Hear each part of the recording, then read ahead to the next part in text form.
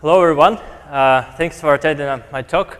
It will be about egalitarian computing. Why egalitarian? So we with my co-author Alex Birkov are from Western Europe, from University of Luxembourg, so the problem of doing egalitarian everything is very prominent in Western Europe. And this is about how computing should be equal for everyone. Why computing should be equal for everyone? Well, because we're talking about attackers and defenders. The problems with comparing attackers and defenders is that attackers might always have been much more powerful. They have more resources, they are more variable, and even one weakness is sufficient for a successful attack, whereas defenders have to protect all of them. And attackers can spend much more time. So defenders are in a much weaker position and should spend more resources. And we can, of course, as defenders, can harden the protection. For example, increase the key length in the critical systems we use. And sometimes try to restrict the attack vector, for example, by limiting the exposure time of a web service or limiting the number of online password attacks. But this doesn't always work. For example, well, a secure cryptographic algorithm with a very sufficiently long key is a good solution for quite a lot of protocols, but quite often we just don't have the keys. We have to rely on such an imperfect mechanism as a human memory. And human memory, it can memorize mainly passwords. The passwords are very important instruments. But the passwords then have very low entropy. And as a result, brute force attacks become possible. For example, attackers may try to guess a PIN for a mobile phone or for a credit card. The question is, if we have some secret with very low entropy, can we withstand attackers? And the additional problem is that these low entropy secrets are much easier to break on special hardware. So many people really underestimate the power of special hardware. But on the example of Bitcoin, it's very clear that by using dedicated ASICs, one can win up to like 30,000 factor in energy costs, which is like the dominating of the total running cost of the attack. This effectively means that if we use just normal hardware like laptops or servers, whereas attackers switch to ASIC, our keys, our passwords, our pins effectively loses a lot of security. Keys lose 15 bits, and passwords effectively become 3 lowercase letters shorter. And pins, if they are just of digits, they lose 5 digits. So we suspect that ASIC-equipped attackers are the threat from the near future. And if we're going to protect from them, we have to design some sort of a set of protocols that would withstand potential introduction of special hardware. So, and the problem is we have to slow down attackers without slowing down the defenders. This means that we should use the features of x86 architecture or wherever the defense is going on in order to prohibit, in order to make the switch to other architectures inefficient for attackers. One of the solutions, popular since 2003, is the use of memory-intensive computations, because or memory-hard computations when you use a lot of memory. Because when you want to implement an algorithm that uses a lot of memory on a chip, then the very big proportion of area will be devoted to memory, and chips will no longer be as they will become much more expensive compared to just chips that implement the logic. And with large memory on chip, the ASIC advantage will effectively vanish. The question is how to devise an algorithm that uses a lot of memory in irreducible way, and how to use this algorithm in many different protocols.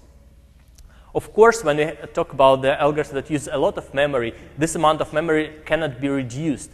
An attacker shouldn't be able to compute the same thing with less memory at the same cost. That's why we introduced the notion of, we use the notion of time-space trade-off, meaning that if how much the computation time, how much the computation complexity increases if we use less space.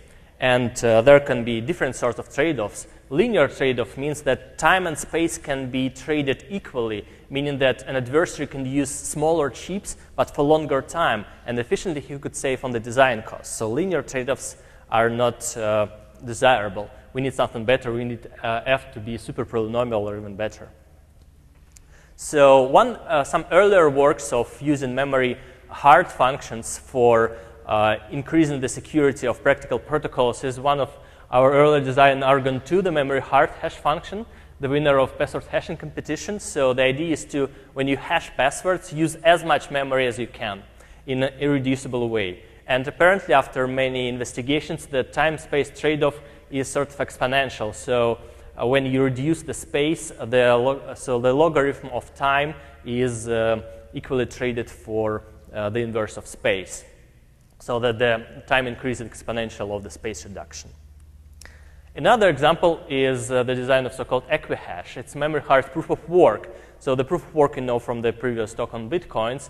The crucial feature of this proof of work is that even though for computing the proof you need a lot of memory, to verify the proof you don't need a lot of memory. It's asymmetric in this sense.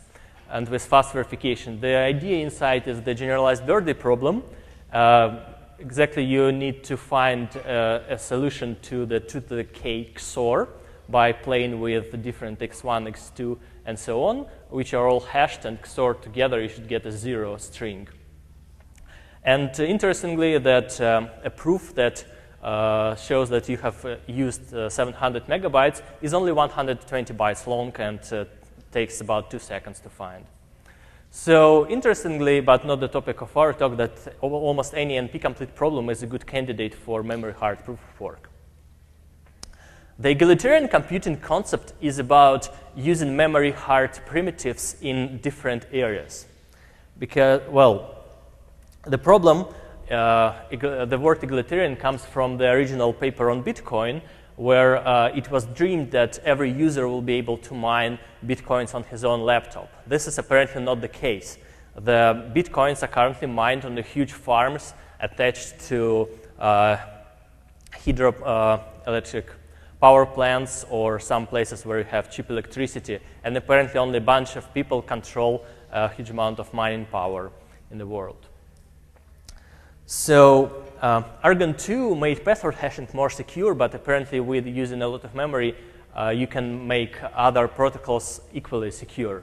So, for example, many password-based protocols like key agreement or secret sharing and password-based encryption can be made more secure.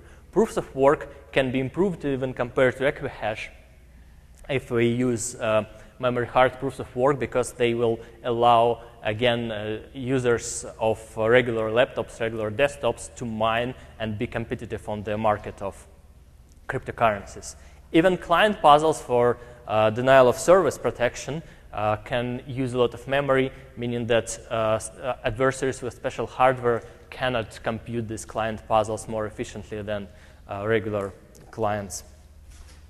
So the concept of egalitarian computing ensures that legitimate users and attackers are equal because they effectively have to use the same platform. Well, of course, if you design a special ASIC that has some small computing core and a lot of memory, you can make it very similar to the x86 architecture, but then what's the point? You can just use this regular laptop. So some ASIC advantage will be present still, but it will be much smaller advantage. The idea of how we propose to implement this concept in practice is that if you ever have a scheme where some exact output value is not that important, for example, you have encryption, but the output of the encryption is not that important. It's just important that the encryption scheme is secure in some traditional sense of security, like semantic security against unchosen plain text attack, for example, or signature schemes, where you can play a bit with the algorithms and still making it more secure. Then we propose to amalgamate this construction and augment it with adding Argon 2 computation in parallel or any other memory hard function, whatever your favorite is. The idea is if you already spend some CPU time for encryption, for signing, for verification of signatures, why not use it why not working with the memory at the same time? Because it will bring the protocols additional security if they are trying to be broken on special hardware. For example, on the top of this scheme, you have, well, suppose we have some computation which undergoes a series of transformations, like whatever transformation, it's not hash function, every transformation would work. Transformations H1, H2, like T different steps. And the idea is that you compute a memory hard function at the top of it, and you feed the intermediate values of the memory hard function, its memory blocks, into the computation. XORed here, and then effectively any adversary who would try to repeat this protocol with different values of in and out, so suppose he do some brute force guessing, he would have to compute this argand2 function or any other memory hard function in parallel. So any chip that computes this scheme would have to contain a lot of memory for this memory hard function to operate. And this can be used in different environments. For example, you can compute memory hard, you can obfuscate the computing by computing so-called memory hard bits when when the original non-obfuscated branch statement is replaced by XORed some bits, which are the bits in the memory of a memory hard function. Another example, a bit more interesting and from my point of view, it's so-called memory hard encryption. So we look primarily at the disk encryption. So quite some time, when you encrypt your own hard drive, the key is derived from a password. The idea is that you would be able to decrypt the hard drive even if you lose computational power if you just have the password in mind. So you would be able to recover it. The problem is that this encryption is and decryption doesn't take any memory. The idea is just the disk space is partitioned into chunks, and every chunk is encrypted with a standard encryption algorithm, say AES in the counter mode or the CBC mode or the XTS mode, whatever. And any attack, suppose the adversary steals your hard drive, then how would he try different passwords? He would take a password 12345, derive a key from it, and then try this key for decryption. He decrypts only a small block of data and checks if the result in plain text has sufficient redundancy. If he decrypts, for example, a Word document or any other documents that has redundancy. The problem is that even if you use the memory hard function for key derivation, this encryption keys can still be computed offline, pre-computed, for example, on memory-rich device. But the trial decryption can be still done memoryless by taking this pre-computed keys from other machine. And our idea is, where we follow Greg Zaverucha's earlier proposal from 2015, is that not only the key should be derived with the memory hard function, but the encryption itself also should use as much memory as you could. Then, if sufficient memory is used, then trial decryption cannot be done without memory, and then the adversary who would want to brute force passwords would have to do it on the same machine, almost on the same machine where the ciphertext is stored. So the idea of Greg was to use the all or nothing transform by Ron Rivest, where the chunks, the data chunks are decryptable in 2 passes, and for the second pass it must be fully decrypted and kept into memory. And then the memory is inevitably bound to the chunk length. Our idea is to improve on it and use the memory hard function not only for the key generation, but in the middle of the process of encryption, to make the decryption run on the same hardware and be irreversible. So you can see it on this picture. So here at the top is the memory hard function that is being computed, and here this M1, M2 are message blocks that are to be encrypted. The idea is that you encrypt the memory blocks, and use it on some random key, and use it as the key stream, encrypt the plaintext blocks, and then encrypt them again on some password-derived key. And eventually you store this random key in the very last block. So the idea is that, and you also feed back the ciphertext blocks back to the Argon2 computation or any other memory hard function computation. The idea is that you can use much more memory because the Argon2 computation is faster than encryption. You can use much more memory than you use for the chunk, and you can make this memory and chunk size independently. And there is no way to precompute either part of it to try the decryption offline. For example, if the encryption is AES, then we can fill 4 or 6 times faster memory than you compute AES. And for example, if we work with 1 megabyte chunk and we can tolerate 1/10 of a second for decryption, then we can effectively use 256 megabytes of RAM, which is quite a prohibitive factor. If we tolerate 1 second, then we can use up to 2 gigabytes of RAM, which would be prohibitive even for botnets. This is not, and our last example is the egalitarian proofs of work. So one example you have seen already, this Equihash thing, but it's subject of another work. And our new proof of work is based on Argon2. Interestingly, the proofs of work have to satisfy quite a lot of properties, so it's not easy to build them even if you have a memory hard function in the pocket. So the proofs of work have to have asymmetry, they have to be hard to compute but easy to verify. They have to be amortization free, meaning that every next solution should be as much expensive as the first one. If memory hardness is claimed, that the time-space trade-offs should be sufficiently steep. Time and memory should be tuned independently. The best algorithms for memory hard functions should have already been found.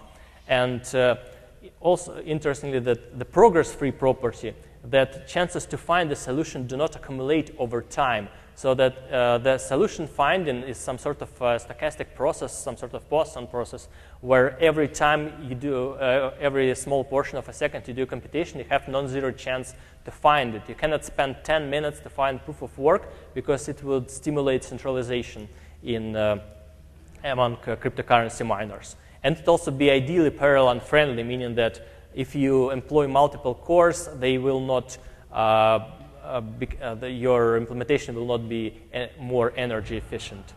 Interestingly, that different proofs of work, they miss 1 or 2 of these properties. For example, the Bitcoin is not proof of work, Equihash is not so much progress-free, and if you employ a regular proof of space, then they don't have that nice trade-offs, and every next solution is not as much expensive because there are several interesting attacks on them. So if you just employ memory hard function for proof of work and follow it with so-called difficulty test, if you first run it and then apply a hash function at the very end to check for the leading zeros, then the problem is that it doesn't allow fast verification. So to verify the first scheme, you would need a lot of memory also for verification. That's not nice. There are concepts like proof of space, where you compute some memory hard function, then compute Merkle tree over it, and the Merkle root determines which memory blocks you have to open to prove that you computed it properly. But there are some subtle things here. So if you supply the nonce for proofs of work as an input to this proof of space, then there is a called Grindin attack that allows to repeat only small parts of this computation to pass the difficulty test. So suppose you you selected a nonce, you have made a computation, but in the end you eventually failed with having, say, d leading zeros for the output. Then the idea of the attack is not to recompute the whole thing from scratch, but exploit the fact that not all blocks are opened by this procedure. You can cheat by trying only the very last block until you succeed, and there is a very big chance that this last block will never be part of the opening. And not only the last block, but the block before last would also work. Our idea is to build a similar but more secure construction on the top of Argon-2. The idea is that we select the nonce only after the Merkle tree is computed, and we open a certain number of blocks, like 100 different blocks.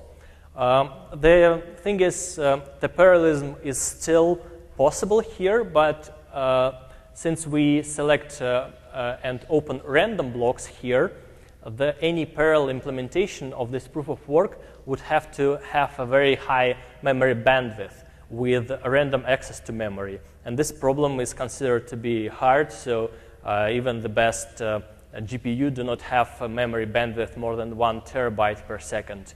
And we think that if we employ like 100 cores here, then this bandwidth will be exceeded. So we don't think that special hardware would be very helpful in implementing this scheme. And the benefit of it is that it's very fast in terms that if you fill 2 gigabytes, it will take only 1 second because the Argon-2 is very fast in filling memory. So these are several examples of how egalitarian computing can bring more security to different protocols. Interestingly, so it can make it can make 6-letter passwords that were deemed insecure before. They can still become secure again if we hash them with the memory-hard function and deploy them in the memory-hard protocols. The 80-bit keys can be secure again, because if we employ them in the memory-hard constructions, then special hardware will be no benefit. So, for example, we have heard that the DES cipher was broken on special hardware on FPGA, but we didn't hear that the key was brute forced on a regular laptop or a server. That's still too expensive.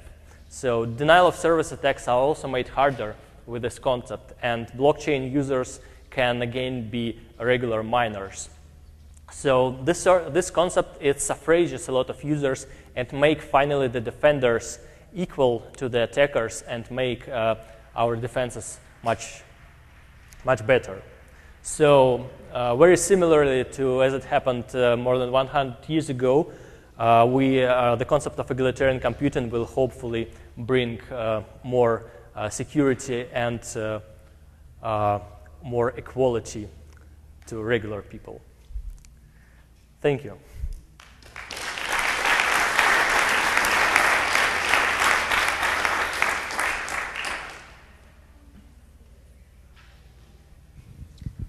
Time for questions. So I'll start things off. So I really like the idea here, and it seems to work well given the current computing economics and availability. The question is there a counter-egalitarian computing where an organization that has, say, many billions of dollars and has an incentive to break crypto, I won't name any particular organizations, could construct hardware that would give them a bigger advantage and then actually have more of an asymmetric advantage because they have hardware that no one else has that's designed around these kinds of memory hard problems? Is there a fundamental reason why that's not possible, or it's just the economics of it? So could you repeat the question exactly? So the question is, if the NSA wanted to spend $20 billion trying to break memory hard functions, could they do it? Well, I think they wouldn't break the functions with $20 million.